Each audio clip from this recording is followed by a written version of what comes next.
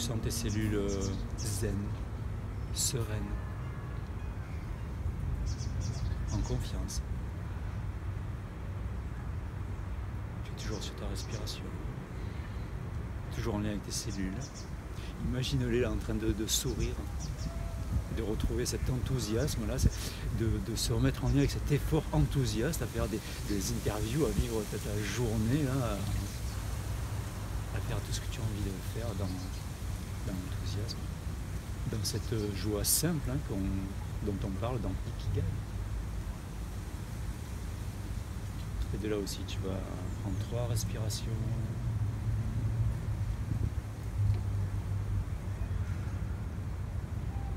3 belles respirations.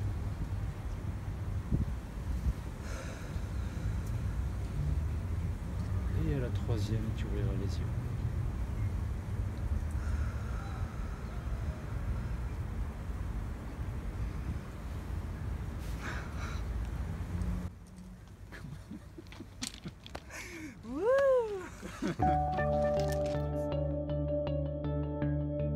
Bon, Jean-Christophe, on est content de te retrouver aujourd'hui sur la nouvelle saison de Jeux Vizen qu'on a lancée. Ça fait un moment que tu es avec nous sur le projet Jeux Vizen en tant que membre du club.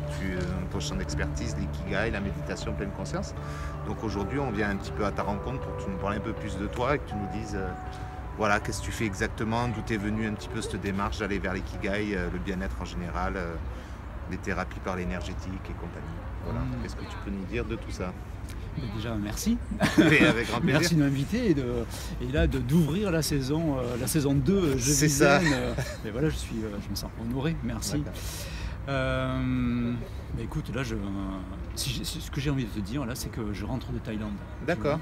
Je rentre de Thaïlande où j'ai assisté Isabelle, une amie coach, qui organisait un stage à la rencontre des éléphants. Et ça m'a connecté vraiment à cette notion du lâcher prise. Quelque chose, tu vois, que j'utilise dans mes séances, que ce soit dans mes ateliers, que ce soit dans les séances individuelles, mais là il y a quelque chose qui m'a vraiment un peu comme imposé, tu vois, face à ces animaux là, face à ces éléphants là, lourds, solides et souples à la fois. D'accord. Ancrés et souples à la fois. Et ça, c'est ce que j'ai envie de retenir, tu vois. Oh, et tes projets Ikigai, tout ça. Ah, mes projets. Qu'est-ce que tu veux, tu nous coupes, on est bien là, nous. ça filme. Ah non, mais je veux le faire, moi, l'interview. Alors, elle a vu qu'on était parti, nous. Allez, elle est partie. En plus, je suis pas sûre de bien filmer. Mais si, le passage est bon. Maintenant, les écrans, c'est fini. D'accord. Arrête de parler des efforts. Alors, Jean-Christophe, on est vraiment heureux de te retrouver aujourd'hui. Tu accompagnes les gens pour se libérer de blocage émotionnel, de stress, de mots face à ces problématiques, à ce stress, à des émotions qui peuvent être bloquées. Donc des blocages dans l'existence finalement et cette volonté de les faire se reconnecter à eux, à leur essence. Pour se reconnecter vraiment à soi, il y a l'idée de libérer toutes les émotions et tous les blocages qui nous entravent, qui nous freinent. Toutes les couches là qu'on a mis, toutes les carapaces qu'on a mis sur notre moi le plus profond pour répondre à des besoins peut-être de la société ou du regard des autres. Et l'idée c'est d'aller voir ces carapaces et d'aller les enlever petit à petit. Ces carapaces qui nous ont servi, hein, qui sont des parts de nous qui nous ont protégés à un moment donné, mais qui demandent à être apaisées, à être affinées et déblayées. Donc il y a l'idée de débloquer, enlever les freins, les blocages et les émotions perturbatrices. Et puis du coup il y a l'idée aussi de retrouver l'énergie. Mais ça peut être une énergie de joie, une énergie de confiance, une énergie de sagesse, une énergie de sérénité, mais en tout cas une énergie de vie. Et comme tu disais, il y a cette idée de retrouver l'énergie de vivre en fait. Dans cette existence-là dont tu parlais, il y a l'idée de redonner du sens à ça. Justement, quelles sont tes méthodes? Comment accéder à cela? En fait, dans mes méthodes, j'étais formé à la kinésiologie il y a longtemps, j'ai gardé des choses et j'ai laissé ce qui m'allait moins. Je me suis formé à l'EFT aussi entre-temps. L'EFT est un outil que j'aime beaucoup parce que je peux m'en servir en séance et je vais pouvoir donner, c'est un outil que les gens Qu'est-ce que c'est grosso modo l'EFT? L'EFT c'est Emotional Freedom Techniques. C'est une technique de libération des émotions sur laquelle on va stimuler des points d'acupuncture, en même temps qu'on va évoquer toutes les pensées perturbatrices, toutes les émotions que l'on vit. Et là, il y a quelque chose qui va permettre d'apaiser, de nous apaiser.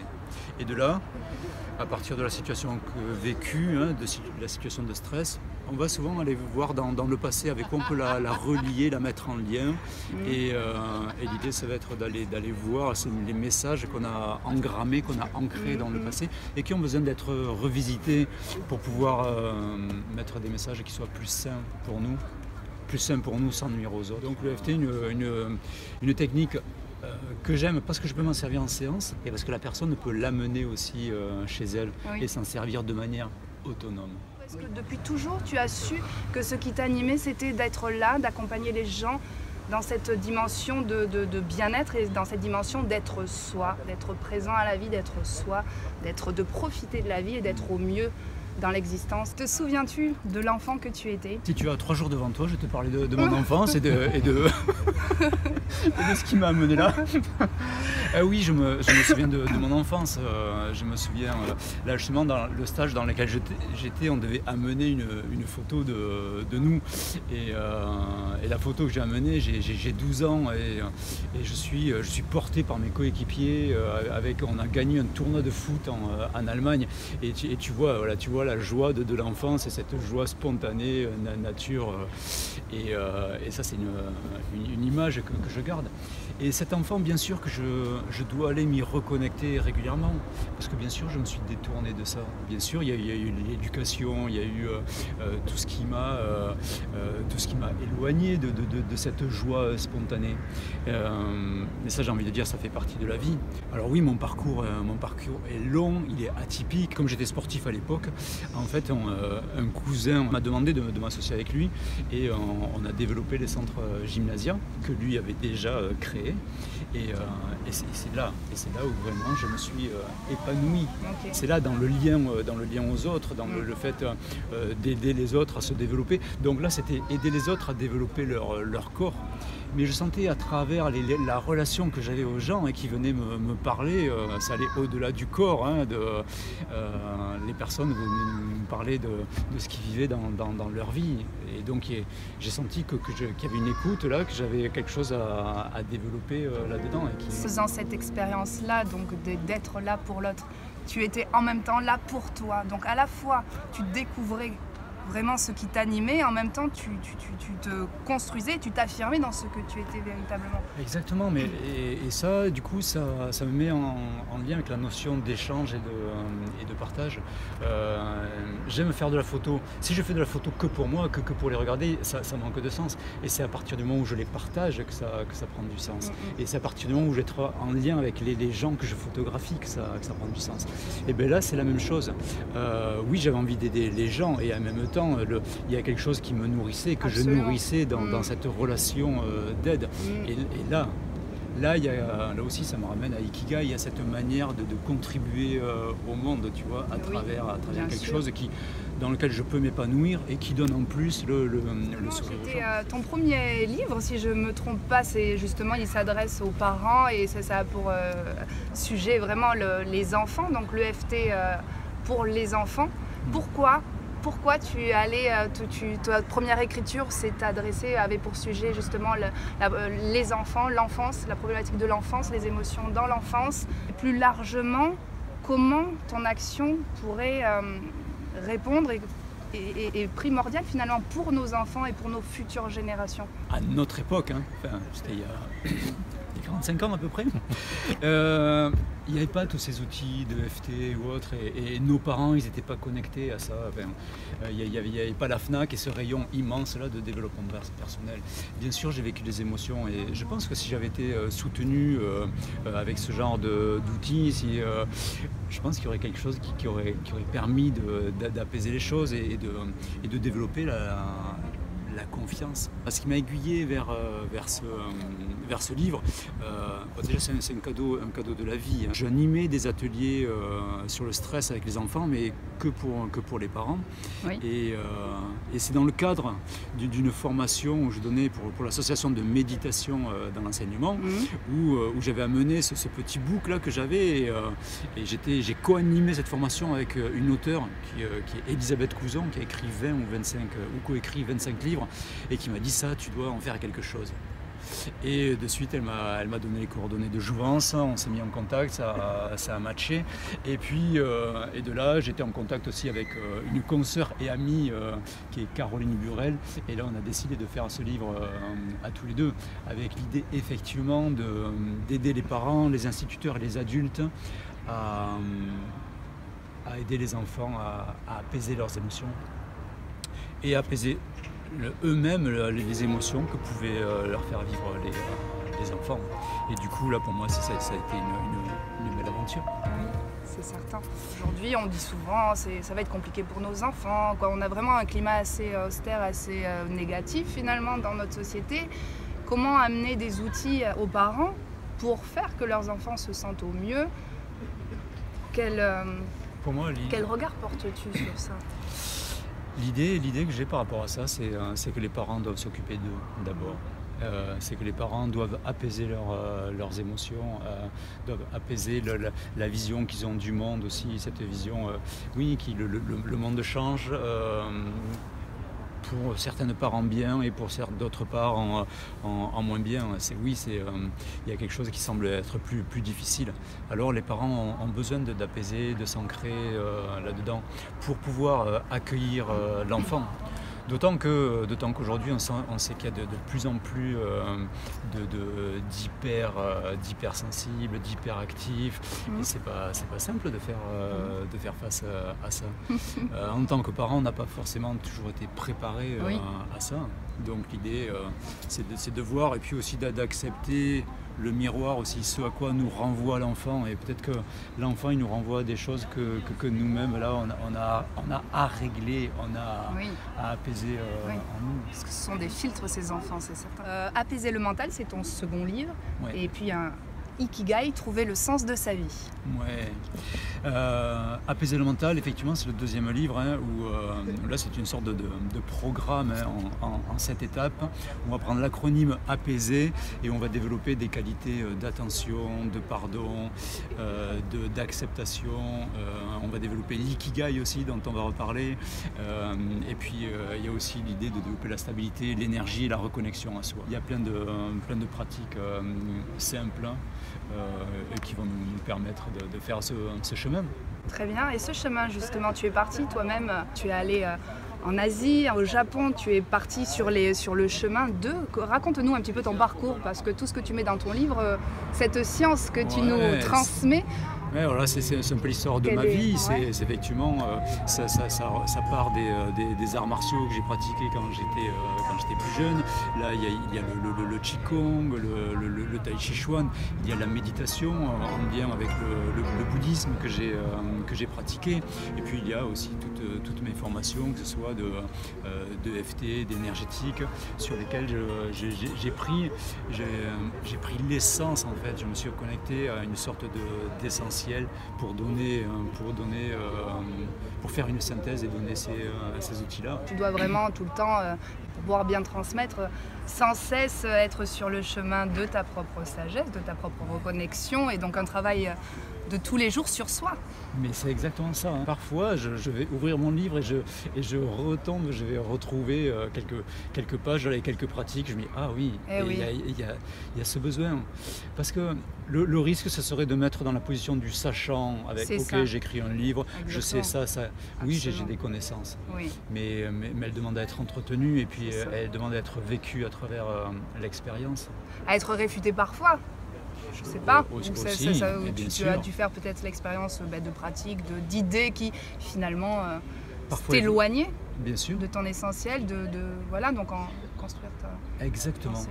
C'est exactement ça. C'est que parfois il y a des techniques ou des pratiques que je mets de côté et, pour continuer à avancer avec ce que la vie m'offre. Tous ces hasards heureux qui se présentent à moi et cette capacité à pouvoir les prendre et à pouvoir les transformer, me les approprier et à me dire oh là il y a quelque chose qui a vraiment du sens et qui nourrit mon essentiel.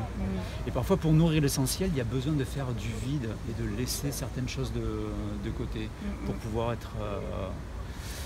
pour ne pas se surcharger. Bien sûr. Tu me parlais donc de ce dernier livre avant le prochain, l'Ikigai. Ouais. L'Ikigai, on en a entendu parler. À mon deuxième voyage au Japon, où j'étais parti sur les traces d'Ikigai, ce que les Japonais appellent leur raison d'être en fait. L'ikigai, c'est vraiment trouver au plus profond de nous le sens de notre existence et la direction qu'on veut lui donner. Comment tu fais pour trouver ton Ikigai? Est-ce que c'est facile? Est-ce que c'est pas finalement un petit peu la problématique, le problème des gens qui avancent peut-être et qui se perdent en fait parce que justement ils ne définissent pas ou ils n'ont même pas conscience de leur Ikigai? Bien sûr. En fait, ça pourrait être retrouver sa mission de vie, comme certains en parlent. L'ikigai, ça a du sens aussi quand on se sent en lien avec l'Asie ou avec le Japon ou avec ces techniques orientales. Et bien sûr, ça demande effectivement de se connecter, d'être conscient de nos valeurs en fait. Parce que souvent, effectivement, les personnes qui ne se trouvent pas ancrées ou alignées, c'est parce qu'en fait, elles ont oublié un peu leurs valeurs. Et vraiment, quand tu t'ajustes là-dessus, il y a quelque chose qui devient plus fluide dans la vie. Bien sûr. Et bien sûr, on ne le trouve pas comme ça d'un claquement de doigts, l'ikigai. Il demande de se poser. On pourra aller voir quelles sont les valeurs, quelles sont les qualités, tout ce que tu aimes, tout ce qui te fait vibrer, tout ce qui te donne envie de contribuer au monde, tu vois. Il y a tous ces aspects-là dans l'ikigai. D'accord, il y a vraiment cette notion d'être en soi, de se respecter soi et de contribuer, d'apporter sa pierre à l'édifice, d'apporter au monde. Donc il y a cette idée de l'ouverture à soi et de l'ouverture au monde ça a quand même une dimension philosophique, une dimension humaine très forte, cette Ikigai-là. Et tu dis que ce sont donc ces sociétés orientales qui le pratiquent, que c'est hérité de leur culture. Nous, occidentaux, on en serait donc détachés et en effet on peut observer dans notre société on revient au corps, on revient à l'ancrage, on revient à la méditation, à la respiration, on revient à la spiritualité, mais c'est tout un effort. Et en effet, nous, dans nos sociétés, on n'a pas été bercés dans cet apport-là. Je crois qu'il y a un besoin de quête de sens aujourd'hui. Ouais. On se sent bousculé de part et d'autre. Et comme tu disais tout à l'heure, tu parlais du cap, tu parlais de direction. Et le sens de la vie, c'est ça, il y a cette notion de direction. Il y a aussi cette notion de signification. Et dans le sens, il y a aussi la notion de cohérence. De cohérence, effectivement d'être cohérent avec nous-mêmes pour pouvoir, à partir de là, de qui on est, nous ouvrir aux autres et pouvoir contribuer au monde et de la manière la plus simple qui soit. Dans notre quotidien, on peut poser des actions, que ce soit pour nous, envers les autres, envers la planète, on peut faire... Oui, revenir vers quelque chose de beaucoup plus simple. Finalement, on est dans une société en perte de sens et on est vraiment dans cette... on le voit, hein, les gens s'intéressent beaucoup plus au bien-être, à toutes les techniques de bien-être, etc. Il y a véritablement un engouement, le bien-être est en pleine expansion. Comment transposer cet Ikigai chez nous? En fait, Ikigai, il faut voir que par rapport au Japon, on le trouve beaucoup à Okinawa, mais on le trouve aussi sur l'île principale du Japon. Il y a 4 piliers, tu vois, 4 piliers qui correspondent à leur style de vie, qui tournent autour de l'alimentation, oui, de l'activité physique, du lien social et de la spiritualité. Et spiritualité, il y a le lien au Dieu, il y a le lien à la nature. Et tout ça, on peut le transposer en France. On n'a pas les mêmes dieux, hein, si je parle de la spiritualité, mais chacun de nous, on a tous notre lien quelque part à la spiritualité. Et quand bien même, si on ne l'a pas, forcément, s'il est naissant, s'il est en train de se développer, on peut toujours aller aussi se reconnecter à la nature, oui, tu vois. Oui. Mais dans ces 4 piliers-là, on peut les les ramener ici. Bien sûr. L'activité physique, l'alimentation, le lien social, et c'est ça qu'on a à développer. Moi, ce qui m'a plu, c'est cette notion de simplicité, de vivre les choses, de célébrer la vie dans une joie simple. Et quand tu fais ça au quotidien, il y a quelque chose que tu retrouves cette simplicité. Il y a quelque chose tu vas laisser de côté tout ce dont tu n'as plus besoin, et tu vas te reconnecter à quelque chose d'essentiel. Finalement, oui, c'est célébrer la vie, c'est la chose qu'on oublie quotidiennement de faire. Ouais. Hein, célébrer la vie. Comment tu célèbres la vie, toi, tous les jours? Mais moi, j'essaie de le faire déjà tous les matins. Tout à l'heure, je disais de se lever avec détermination et de se coucher avec satisfaction. Et c'est ça, célébrer la vie. C'est aussi profiter des hasards heureux, rebondir là-dessus, voir les petits cadeaux de la vie, et vivre ça dans la gratitude, la joie. Et puis être capable aussi de voir que la vie nous bouscule, et d'accepter de vivre ces difficultés-là. C'est accepter de les vivre, c'est les voir, les accepter, utiliser les outils pour libérer tout ce qu'on a libéré, pour pouvoir nous reconnecter. Et pour moi, c'est pour pouvoir me reconnecter à ce que j'ai envie de vivre et à qui j'ai envie d'être. Et l'ikigai m'aide beaucoup pour ça. Ok, je ne m'accroche pas à cette souffrance, je la vois et je vais apprendre à m'en libérer. Et je vais apprendre aussi à tirer les leçons de ce que je vis pour pouvoir trouver cette sagesse. Et la sagesse, là aussi, c'est pas simplement se poser. Dans la sagesse, il y a la vie. Hein. Il y a la simplicité, il y a l'humilité, il y a aussi la notion de discernement là-dedans, et de clarté d'esprit. Donc on peut le vivre, tout ça. En ce moment, tu vois, il y a quelque chose en lien entre la souffrance et la sagesse. Il y a aussi se reconnecter à la beauté. Parce que trop souvent, enfin, il y a quelque chose qui nous manque par rapport à ça. Et notre âme, elle a besoin de se nourrir de beauté. Notre âme, elle a besoin de se nourrir de beauté. Oui. Et du coup, c'est de voir aussi à travers ce que l'on vit, que malgré tout, derrière ça, il y a toujours la beauté est toujours là. Ouais. Et qu'elle peut nourrir notre cœur et notre âme. Moi, j'étais fière d'interviewer Jean-Christophe, une personne humaine, profondément humaine, qui donne, qui partage en toute simplicité. C'était un moment très intéressant, très humain, j'insiste sur ce mot. Je te remercie pour le cadeau que tu m'as fait aujourd'hui, de pouvoir échanger avec toi, pour que tu m'éclaires un petit peu par ce qui t'anime au plus profond. Merci pour ça. Merci à toi, merci à tous les deux de m'avoir invité là, de ce moment d'échange, de partage, de rire, de sourire. Moi, pour terminer, si j'avais un mot, j'ai envie de dire soyez heureux. Soyez heureux, et l'idée, c'est ce bonheur, on peut le trouver en cherchant notre ikigai, mais on peut le trouver aussi de manière simple. Alors voilà. Si vous avez envie, si les personnes qui sont là, qui ont vu cette interview, ont envie de venir à un atelier sur Ikigai, de venir retrouver l'énergie dans une séance individuelle, ou d'aller sur un programme en ligne, voilà, je suis sur Facebook, Jean-Christophe Dulot. Il y a aussi www.jean-christophe-dulot.com. Voilà, il y aura de quoi me trouver. Et puis, exactement. Et puis j'ai envie de dire merci à vous deux et à Je Vis Zen. Merci beaucoup, Jean-Christophe. Sois plus comme s'il n'y avait pas la caméra. Salut, comment tu vas? Ça va, Jean-Christophe? Fais-lui la bise, dis-lui bonjour. Dis-lui bonjour, comment tu vas? Aujourd'hui, on est là avec toi, donc on est ravis de te retrouver. Vas-y, fais-le, voyons. De quoi? Vas-y. C'est ça, vas-y. Allez. Oui, Jean-Christophe. C'était pas du tout naturel. C'est vrai? J'adore.